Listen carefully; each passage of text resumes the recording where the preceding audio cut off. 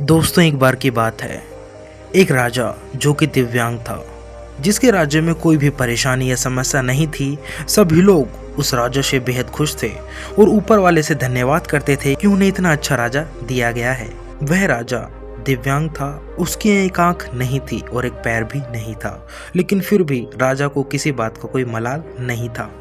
एक दिन वह अपने महल के गलियारे में घूमते हुए पूर्वजों की लगी तस्वीरों को देख रहा था और सोच रहा था कि मेरे पिताजी कितने शूरवीर थे और मुझे भी इतने शूरवीर खानदान में जन्म लेने का मौका मिला है, और उसे ऊपर वाले का धन्यवाद करता है।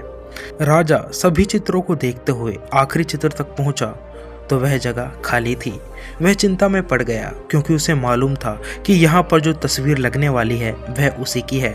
लेकिन राजा को चिंता इस बात की नहीं थी कि वह मर जाएगा। चिंता इस बात की थी कि वह तो इतना अजीब दिखता है, तो क्या उसकी पेंटिंग सही लगेगी। राजा का एक आंख और पैर ना होने की वजह से वह चिंता में पड़ गया और सोचने लगा कि इस गलियारे में इतनी शानदार पेंटिंग लगी है, लेकिन मेरी ये एक आंख और एक पैर ना होने की वजह से मेरी ही तस्वीर सबसे खराब दिखाई देगी।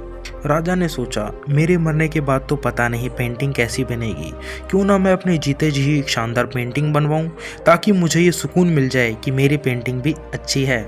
अब उस राजा ने ऐलान करवा दिया और सभी पेंटर्स को बुलाया गया और कहा कि जो भी पेंटर राजा का शानदार पेंटिंग बनाएगा उसे शानदार इनाम दिया जाएगा। अब सभी पेंटर राज्य में आए।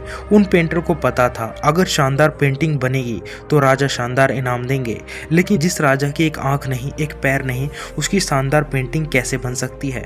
पेंटर सोच रहे थे कि इनाम का तो पता नहीं, लेकिन अगर शानदार पेंटिंग नहीं बनी तो राजा गुस्सा हो जाएंगे और हमें सजा जरूर देंगे। इसलिए बड़े बड़े चित्रकार पहले ही वहां से भाग गए।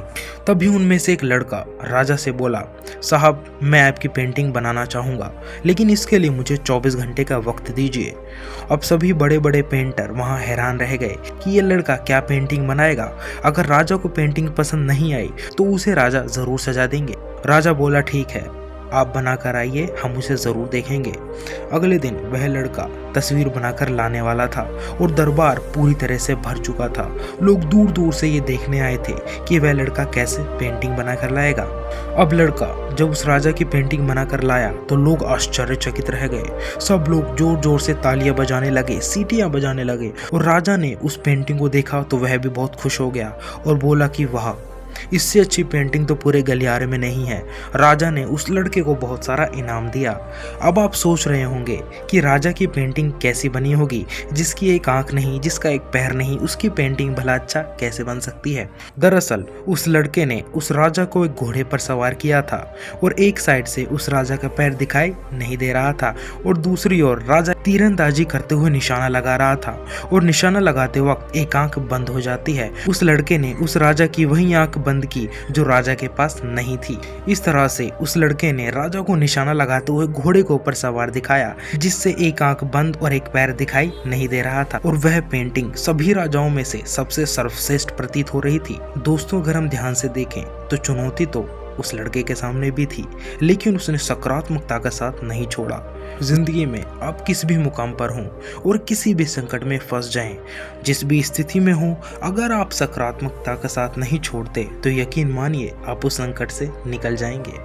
दोस्तों, अगर आपको भी ये कहानी अच्छी लगी हो और इसी तरीके की और कहानी के लिए हमारे चैनल को सब्सक्राइब करें और वीडियो को लाइक करना बिल्कुल ना भूलें। मिलते हैं एक और कहानी में।